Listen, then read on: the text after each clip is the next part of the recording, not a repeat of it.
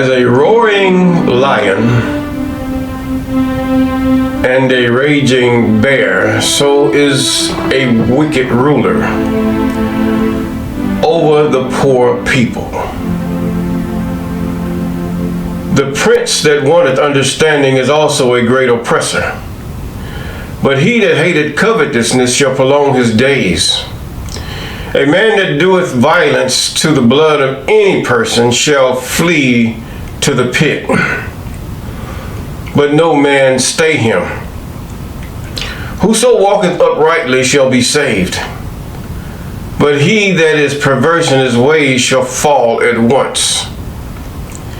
He that tilleth his land shall have plenty of bread, but he that followeth after vain persons shall have poverty enough. A faithful man shall abound with blessings, but he that maketh haste to be rich shall not be innocent.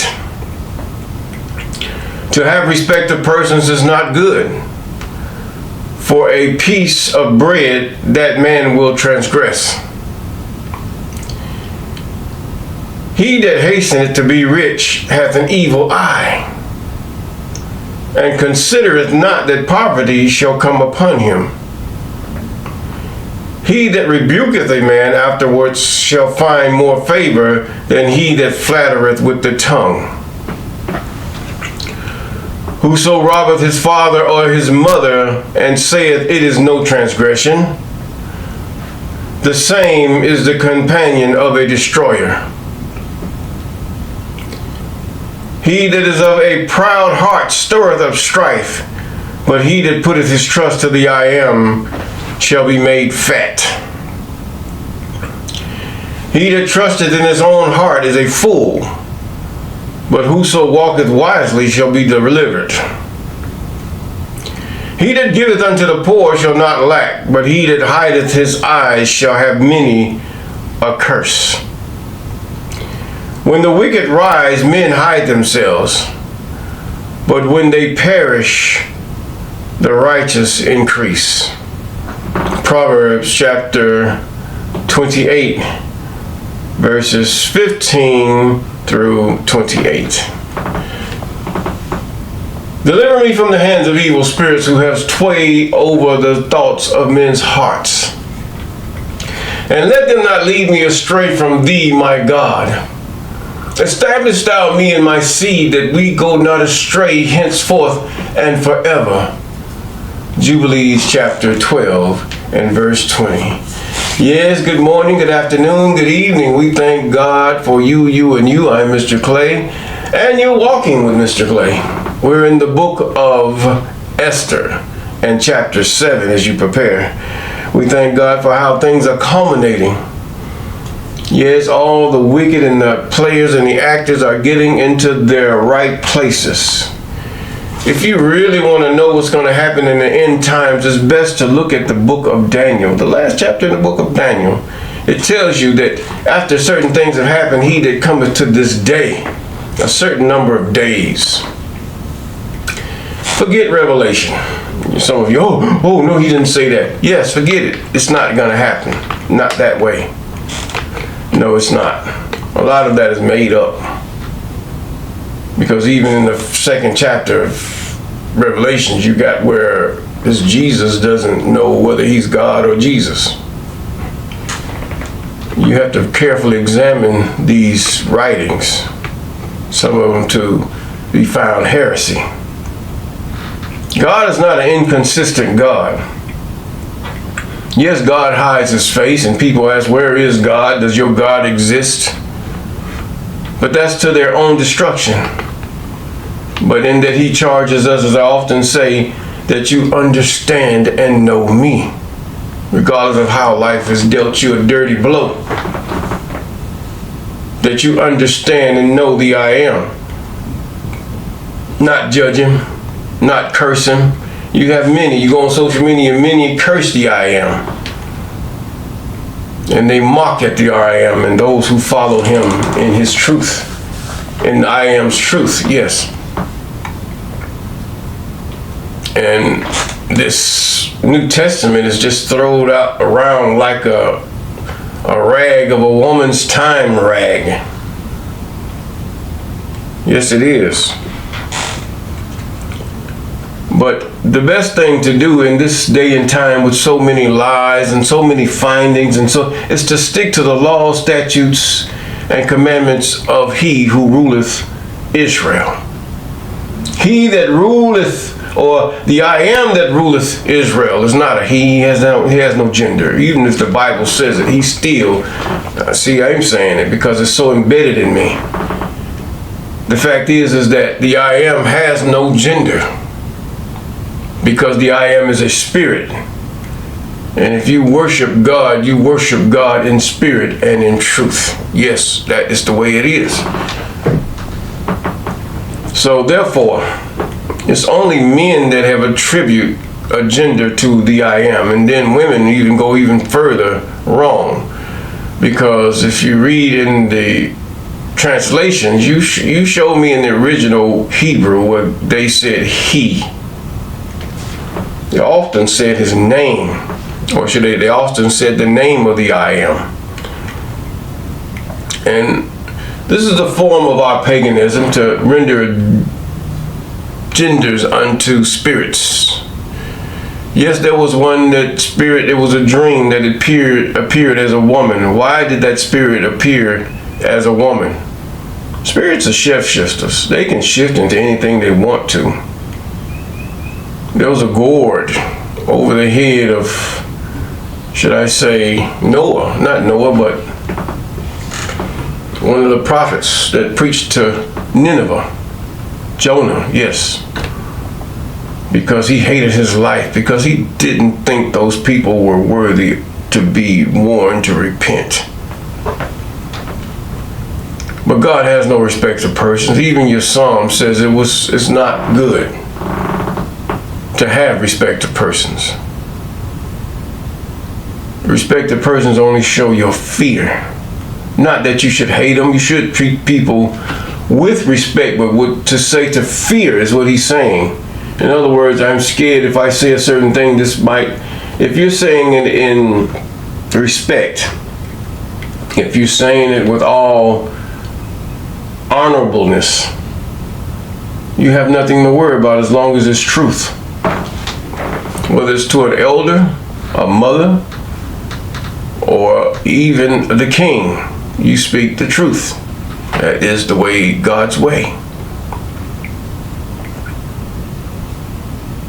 Now, in the book, I'm not going to go that way. We're in the book of Esther. Yes, Esther, chapter 6. Esther, chapter 6. We're going to find out something about God here.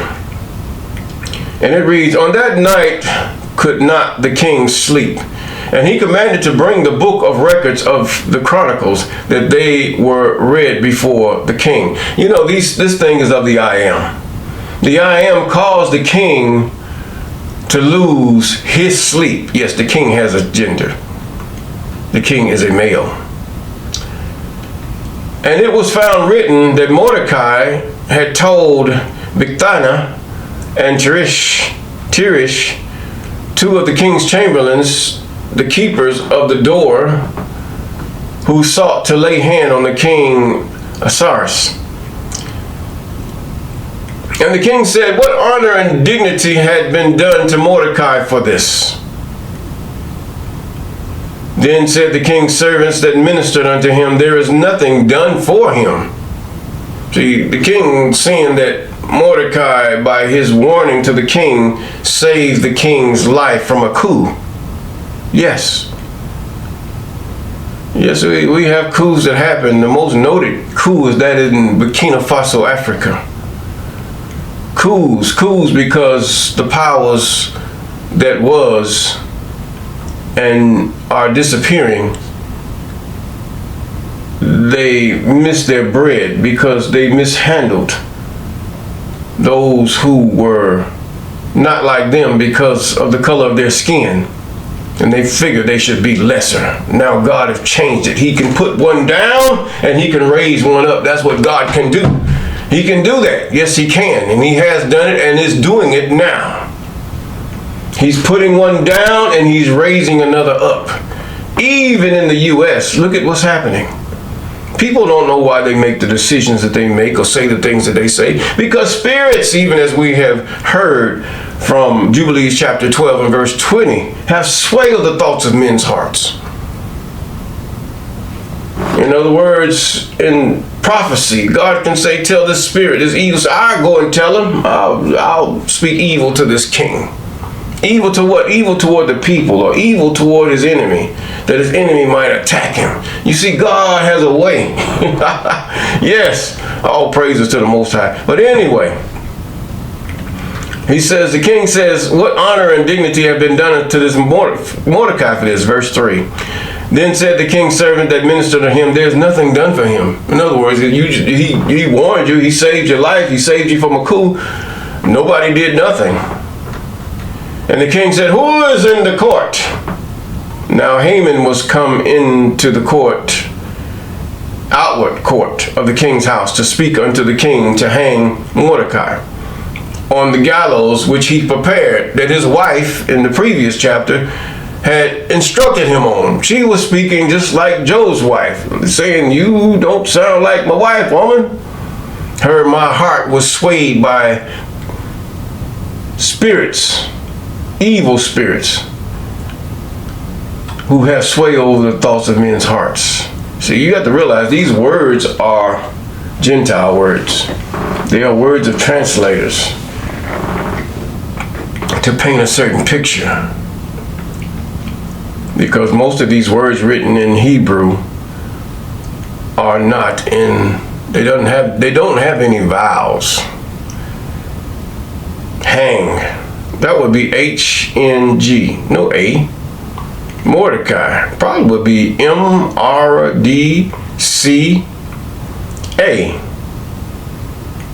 Mordecai. You can pronounce it any kind of way, but this is the way they spelled it in order for you to try to understand, well, themselves to understand. Verse 5, and the king's servant said unto him, behold, Haman standeth in the court. And the king says, let him come in. So Haman came in. See, the king did not even know that Haman was getting ready to tell him to hang Mordecai. So Haman came in, and the king said unto him, what shall be done unto the man whom the king delighted to honor? Now Haman thought in his heart, to whom would the king be, that to whom would the king delight to do honor more than myself? Pride go before destruction, yes. And Haman answered the king, for the man whom the king delighted to honor. See, you just don't know.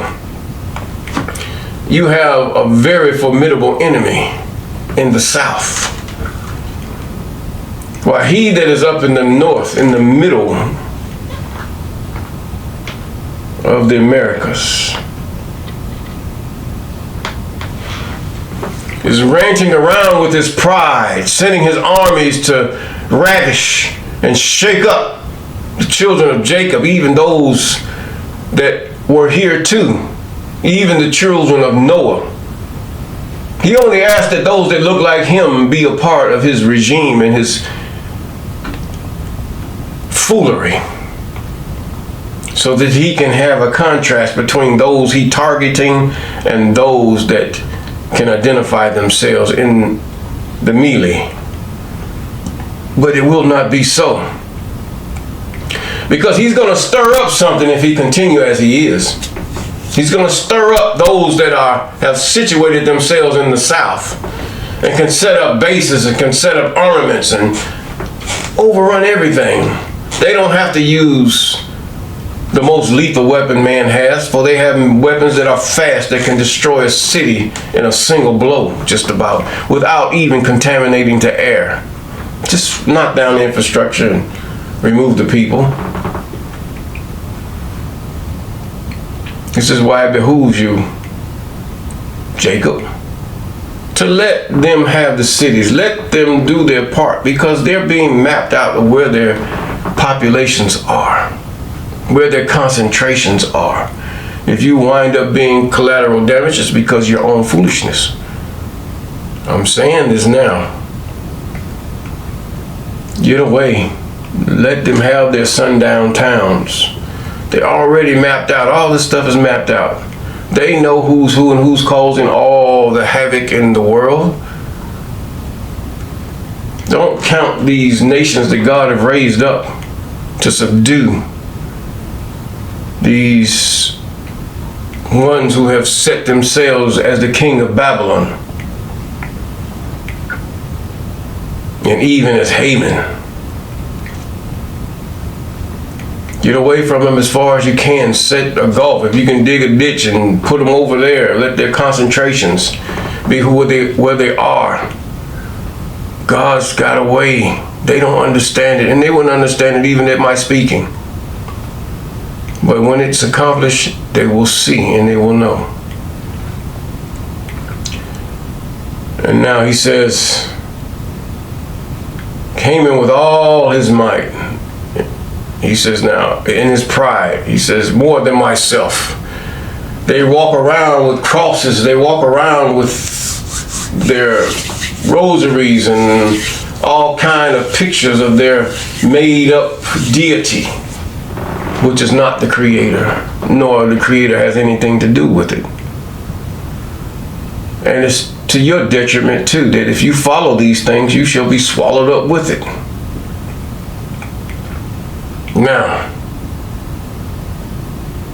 get far, get away. You don't have to go to another country, because God has already mapped out the plan in the hearts of the enemy and what to do, their enemy, which is our friend. Yes. So be of good cheer. Yes, some of us will be lost in the melee or in the excursions, but it's going to be to our good. Have your babies, as many as you can right now. Man, woman. Because if anything, those babies are going to get through it. You're going to see military bases pop up in the South. Already checkmated. God already decided this thing. He already touched the hearts of these people. But I digress. Whew, I see God. That's all I do. I see God. And I ask God, where are you moving? Where are you going? See, they see one thing, you see another, because your mind is not spiritual. You have to take the spiritual things and look at people and see where God is moving. Don't worry about their words. Don't worry about what they're saying. But you have to see God. And in the midst of seeing God, you have to really understand and know his law, that you might be careful to do that which is really what you're supposed to do.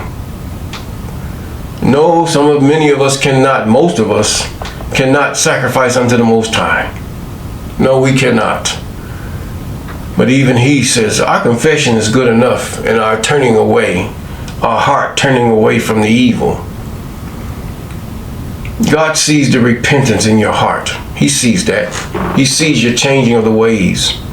He already knows. But yet you keep the feast days as you should, as you would, but be careful about those days and follow them to the best you can, understanding and knowing them, because it could come to your detriment. But acknowledge that they are there, and that one day we shall celebrate and joy that God has gotten rid of his enemies. They are his enemies before they become yours, because they go against the laws, statutes, commandments, and ordinances of the Most High, from the first commandment to the last commandment. Yes, they are rebellious, including those of Jacob. But nevertheless, verse 7, and Haman answered the king, for the man whom the king delighted to honor, let the royal apparel be brought, to which the king uses to wear, and the horse that the king rideth upon, and the crown royal. So he talking about himself. Just like your enemies today, they're saying, we're blessed, we have more money than them. Our skin looks like it's cleaner, but is the dirt dirty? Yet you're nourished by the dirt. Give me a break. The dirt is cleaner than you are. But either way, he said, let the royal apparel be brought, which the king uses to wear, and the horse that the king rideth upon, and the crown royal which is set upon his head. And let this apparel and horse be delivered to the hand of one of the king's most noble princes, that they may array the man with all whom the king delighted to honor, and bring him on horseback through the street of the city, and proclaim before him, thus shall it be to the man whom the king delighted to honor. In other words, you got your chaplains and all of this saying, oh, God is going to honor us. We're going to be the best, like we was when we subdued all the Indians and all the Native Americans and Aboriginal Americans. We're going to be the best. We're going to have our country nothing but who we are. But God's going to laugh at you, as he said in Psalms chapter 2. At your derision when it comes. He's going to laugh at your calamities. Because you said, let us put them asunder. The woke people. Woo! Sit back and just begin to stomp your feet and raise your hands and get your trembles and start going around in a circle praising the Most High, because he's about to take old Pharaoh symbolically and drown him in the Red Sea. If you get what I'm saying. He says, and thus shall it be done to whom the king delighted to honor. Then the king said unto Haman, make haste and take the apparel and the horse, as thou hast said, and do even so to Mordecai the Judean. Ooh, his jaw dropped, his mouth probably just lost all the water in it, and his eyes about to tear up, because he thought he was about to be exalted, just because he done nothing for the king. That sitteth at the king's gate, let nothing fail of all that thou hast spoken. He said, you do it. And the king spoken, and his scribes already written it down, his guards already, and his henchman is ready to go at him if he does not do what the king commands him to do. Then Haman the apparel, and took the horse, and arrayed Mordecai, and brought him on horseback through the street of the city, and proclaimed this was because of fasting and prayer. God made the way. They was not keeping all the law, statutes, commandments of the Most High, because they could not sacrifice unto him, but they kept the law. Listen, they kept the law. God is trying to tell you something. This is why you got to read. They kept the law.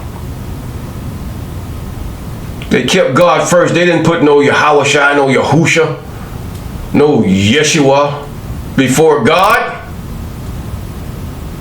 They didn't even pay heed to his words, because he never existed. Not then nor now. But they kept, thou shalt not have any God before me. They kept, thou shalt not make any graven images to bow down to them. They kept, thou shalt not commit adultery. They kept another law that the king just couldn't keep in his people. Thou shalt not steal. Thou shalt not bear false witness against thy neighbor.